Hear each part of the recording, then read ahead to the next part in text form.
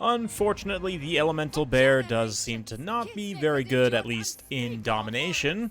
In pitched land battles, though, they might be a little bit better. Here we've got the Elemental Bear. This is actually on large unit settings as well, from my patron Coops, going old school, so the Bear's only got 450 weapon strength, 7,800 HP. But the main issue with the Elemental Bear, in my opinion, is that low melee defense.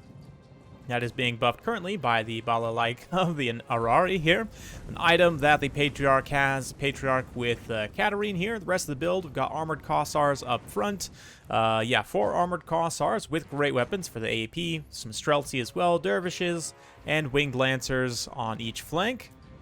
For the Warriors of Khorne here, the Forces of Khorne, we've got a couple of Blood Crushers, front line of Warriors with shields, an Exalted Bloodthirster, Flesh Hounds, and 1 Cultist. More Blood Crushers over here, so definitely some very elite troops out on the flanks. I love this Bloodletters supporting Blood Crushers. They all have magic resistance, or spell resistance that is, and of course anti-infantry armor piercing should be very good against the armor of Kislev. But straight up the center, Katarine, the Patriarch, and the Bear are just going to get right into combat supporting these Armored Kossars. With the buffs from the Patriarch, the Kossars should do quite well here. I don't know. Let's see if I can get his unit card up. You can look to see if he has the melee attack buff. But regardless, here comes the Bloodthirster as well, diving straight into the lines of Kislev, just absolutely decimating these Armored Kossars. The Bear will move in, though. And Katarine, in terms of magic, does she have Frost Blades? It does look like she indeed does, so she could use that to juice up the Bear a little bit. Looks like we're going to see that get casted here, or perhaps no. Crystal Sanctuary, 60% damage resistance, and the Bear cannot move, but still. Pretty good in domination in a situation like this where you can basically guarantee that your Bear is going to be standing and fighting for some time. Pretty good as well, but of course the Exalted Bloodthirster could just turn around and disengage there. Meanwhile, on the flanks, the Kislev's definitely getting wrecked. Streltsy get a nice firing line. Fire in to the Blood Crushers, but the Flesh Hounds are going to come through and interrupt them over here. There's no guns to support, and the Kislev Cavalry are holding admirably for the time being, but their passive has popped, so they're currently unbreakable, just completely surrounded by Khorne Dogs, by Blood Crushers. Very, very strong stuff. So the Bloodletters there should be able to clean up as well. Yeah, both these cavalry are likely to just get full wiped and shattered, which is one downside of the Kislev passive. Even though it is very strong in a number of situations, it can lead your units to getting fully wiped in some circumstances. That being said, though, Kislev's going to pull back from this other flank, try and collapse everything onto these Flesh Hounds just to get rid of them as quickly as possible. You can see the Cultist is kind of tailing Katarine and the Patriarch. Here comes the Bear, though. Big old angry ice bear. All the flags in the way. Let's get him out of there so we can just appreciate the cinematic goodness of pitched land battles. Katarine going to use her little explosion magic as well. Not magic, but ability rather. To do some damage to the Blood Crushers and the Warriors and so forth. This blob fight is going okay, but the Kislev support units are starting to waver and evaporate. You can see many of them have been broken. Balance power slightly favoring Kislev at this point because of the single entity blob still being relatively healthy, but this is a situation where the Bear's low melee defense comes back to haunt it, even with these passive effects currently buffing it up with the Dawes Brazier giving a little bit of passive healing and an AoE. Very strong item that the Patriarch can take, and not only does he have the active, but the passive heals as well. It does look like he has a melee attack buff too, and the Vigor refresh. All of these are very important, keeping that Vigor up so that the Elemental Bear maintains that full 90 armor. More heals. Can it continue to sustain, though? Unfortunately, it looks like the Streltsy and the Winged Lancers are just about gone, so Coops here investing heavily into a single entity blob for Kislev. How much is that going to matter? Exalted Bloodthirster still 1358 in terms of HP. Flesh Hounds also coming in here. It's going to be very, very close, guys.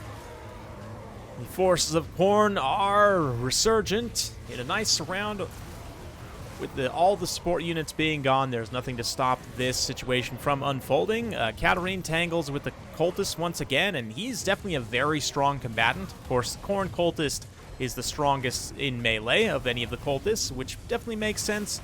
But non-AP damage, but still just great overall weapon damage. 347 with Frenzy active on large unit scale. Keep in mind, unit scale does change single entity's weapon strengths, so it does kind of affect the balance a little bit in that way.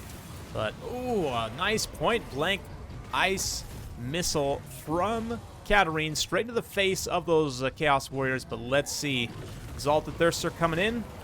He's got the Deathbringer active for more extra weapon strength. Get some matched animations between the bear and the Thirster here. There are some matched animations in this game. Another ice explosion from Katarine. She's gone unbreakable. She's just about to rout, but can the Patriarch come and bail her out is the question and finish off the Cultist? Yeah, Exalted Bloodthirster down to only 212 HP.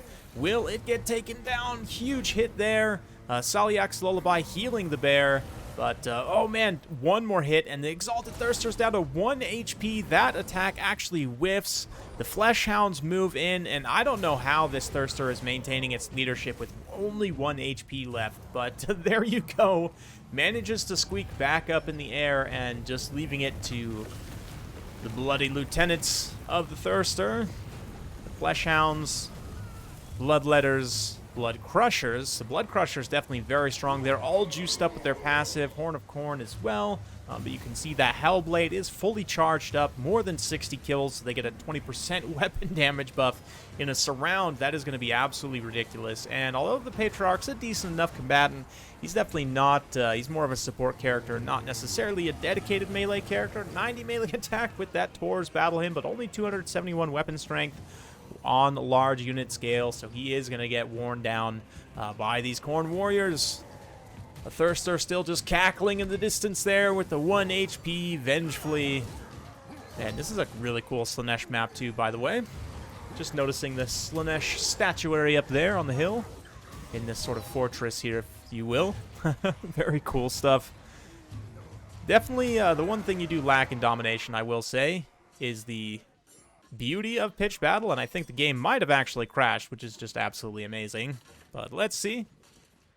And it did actually crash, so reloaded it now. We can look at the end screen, and this is the best performance personally I've seen out of an Elemental Bear so far, purely in terms of damage value.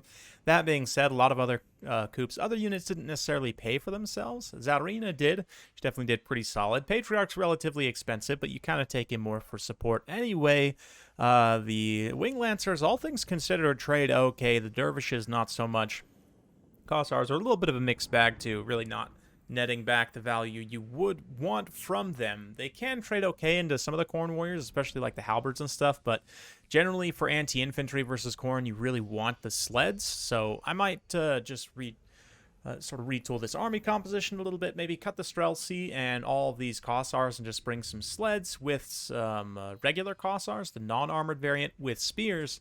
They can also help trade well against the Fleshhounds, which did okay. One of them definitely pays for themselves. Bloodletters also can be very cost-effective against Kislev infantry and infantry in general. They do definitely show that here. The Cultist coming in kind of as an assassin to take out Zarina. Definitely pretty clutch there. And then the Blood Crushers, one of them, 2607, just decisively winning that cavalry engagement and then coming in and crushing that flank very appropriately. Warriors of Khorne with shields, also extremely cost-effective, like really going to be the best mid-tier shielded infantry in the game, which they should be. In general, the Khorne Warriors are very cost-effective at their intended role, of course. The Bloodthirster kind of gets pounded, doesn't pay for himself, but surviving in the end is enough. For the rest of Kislev, yeah, the Streltsy did okay. They definitely paid for themselves. Streltsy can be good in this matchup if you can keep them protected, but personally, I like the Bears for a similar reason why I like War Wagons for the Empire in Total War Warhammer 2, because they're easier to protect, easier to keep the models online. Shooting's not as good, but at least in the case of the Dread Sleds, you get some really nice anti-infantry armor-piercing damage as well. So hopefully you guys enjoyed this land battle. If you do like this sort of content, be sure to like, subscribe, hit that bell notification. Likes especially help me know that you want more land battles, so be sure to like it up, share with friends. Thanks again. We'll see you next time.